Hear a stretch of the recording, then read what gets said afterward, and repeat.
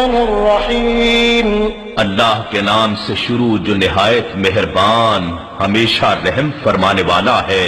اقرأ باسم ربک الذی خلق.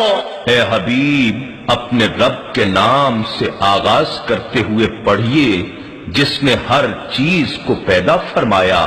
خلق الانسان من علق. اس نے انسان کو رحم مادر میں جونک کی طرح معلق وجود سے پیدا کیا.